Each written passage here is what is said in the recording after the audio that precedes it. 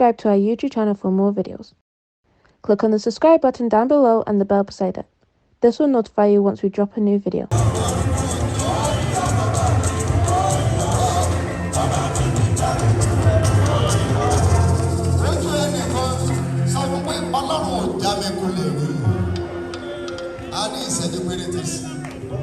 I just had my own cutter. Would you any something?